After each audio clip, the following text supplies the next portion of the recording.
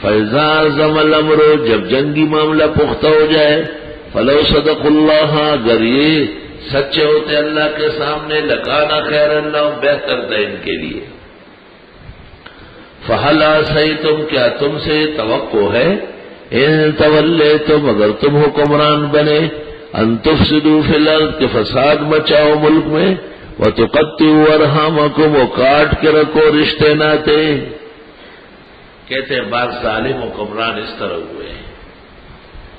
روح المانی میں یزید پر یہاں بڑا لعن طعن ہے اور بہت ناراضگی ظاہر فرمائی ہے۔ یزید کا دور یقیناً قابل اعتراض دور ہے، اور حضرت معاویہ رضی اللہ تعالی عنہ سے ان کے بارے میں پدری لغزش ہو گئی ہے۔ بیٹے کے سب حالات باپ کو معلوم نہیں ہوتے، اور بیٹا باپ کو دھوکے میں رکھ سکتا ہے، وہ جانتا ہے سب داؤ پیچ۔ باپ پر شام اور دمشق کا بادشاہ، اول الملوک، اتنی مصروفیات کے ساتھ بیٹے کی طرف توجہ پوری نہیں ہوتی۔ ابن خلدون کا مقدمہ صفحہ 61، 62، 63 اسی بارے میں۔ بعض لوگ یزید کی ناحق حمایت کرنے پر اتر آئے، حقیقت یہ ہے کہ ان سے بھی لغزش ہو رہی ہے۔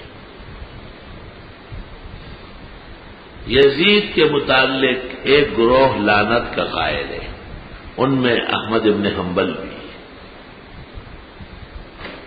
اور مشہور زمانہ عالم تفتزانی بھی ہے۔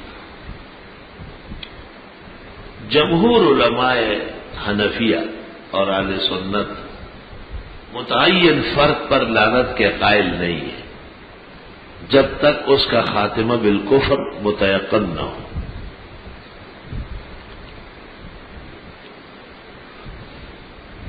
مولانا رشید احمد گنگوئی سے جب فتاوی رشیدیہ میں پوچھا گیا تو فرمایا یزید پر لعنت نہ کرنے میں احتیاط، اور غزالی نے احیاء میں ممانعت نقل کی۔ باقی یزید کو ظالم ماننا یا جائر ماننا یا اس کے لیے قبیح کلمہ کہنا، یہ اہل حق سے ثابت ہے۔ شاہ ولی اللہ، شاہ عبدالعزیز، مولانا محمد قاسم نانوتوی اور شیخ الہند مولانا محمود الحسن، ان بزرگوں سے یزید کے لیے پلید کا لفظ صادر ہے۔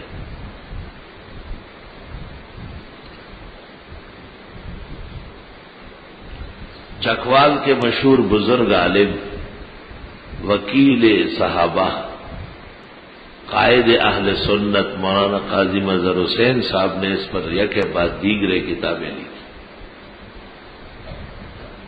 آخری تفصیلی کتاب کراچی کے خارجی فتنے کا تعاقب، اس میں جامعہ اسلامیہ بنوری ٹاؤن کے شعبہ تخصص دعوت و ارشاد کے استاذ مولانا اسحاق سندیلوی کو آڑے ہاتھوں لیا ہے۔ اسحاق سندیلوی کا نظریہ جمہور دیوبند کے خلاف تھا، اور وہ یزید کا دفاع کرتا تھا۔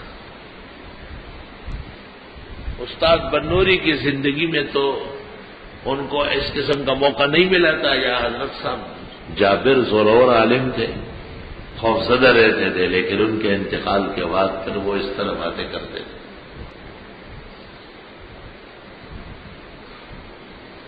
چنانچہ اس پر مولانا محمد یوسف لدھیانوی نے بینات میں تبصرہ کیا، اس کے نتیجے میں مولانا اسحاق نے بنوری ٹاؤن سے استعفا لیا۔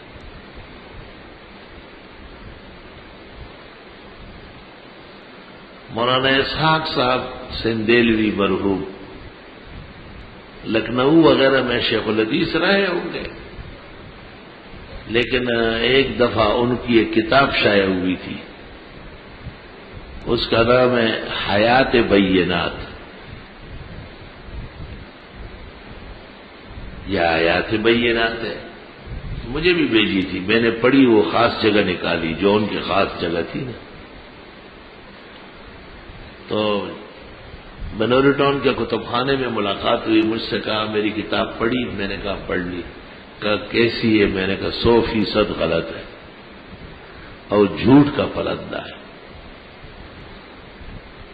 کہنے لگے کیوں؟ میں نے کہا آپ نے یزید کو غلط کہنے والوں کو غلط کہا ہے، اور یہ آپ کا تشدد ہے. تو مجھے کہا بیٹھ جائے. میں نے کہا بیٹھتے ہیں.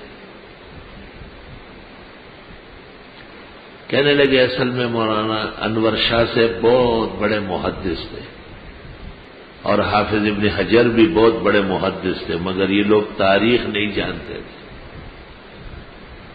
میں نے کہا آپ سے تو زیادہ جانتے ہو. کہنے لگے نہیں، بس چیزیں تھی نہیں اس وقت، شاید حافظ ابن کثیر کا البدایہ والنہایہ نہیں تھا، اس لیے ان بزرگوں پر یزید کا حال واضح نہیں ہوا.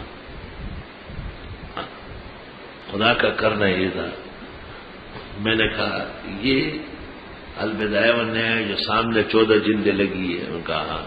میں نے کہا اس میں یزید کی حمایت ہے؟ اور انہوں نے کہا بالکل. میں نے کہا فیصلہ ہوگا نا اس پر، انکار نہیں کریں گے. میں اٹھا، 8ویں جلد نکالی اور اس میں یزید پر طویل کلام ہے. تو ایک جگہ میں نے یہ نکال کے پڑھنے لگا کہ وہ کہتے ہیں روئے زمین پر حضرت حسین کی عزت محبت مسلمہ تھی، ولیکن الدولۃ الیزیدیہ تناول، لیکن یزیدی حکومت پریشان کر رہے. میں نے یہ دیکھا یزیدی حکومت کے بارے میں کہتے ہیں کہ وہ حضرت کو تنگ کر رہی تھی. اور جب بالکل بحث ختم ہو رہی ہے تو حافظ عماد الدین ابن کثیر لکھتے ہیں کہ مدینہ منورہ پر حملے کے بعد یزید نے ارادہ کیا کہ اب مکہ پر حملہ کرے. فحال اللہ بینہ وبین ما یشتہون وقسمہ کما قسم الجبابرۃ والفراعین قبلہ. اس پر اختتام ہے عبارت. میں نے وہ تو فرعون کہہ رہا ہے. انور شاہ صاحب اور ابن حجر نے البدایہ نہیں دیکھا تھا، وہ ابن کثیر جتنی تاریخ خود جانتے تھے پورے نقد و صداقت کے ساتھ. میں نے کہا آپ مانتے ہیں کہ یزید فرعون تھا اپنے زمانے کا؟ تو اس کو پڑھنے لگے. میں نے کہا آپ تسلی سے پڑھ لیں تاکہ آئندہ نہ کہے کہ ابن حجر اور انور شاہ صاحب سے آپ تاریخ زیادہ جانتے. آپ تو زرولی کے برابر بھی نہیں جانتے. السلام علیکم ورحمۃ اللہ وبرکاتہ. محترم ناظرین اکرام، مفتی زرولی خان صاحب کی ویڈیو دیکھنے کے لیے اور سننے کے لیے، ان کے بیانات کو سننے کے لیے ہمارے چینل کو سبسکرائب ضرور کر لیں.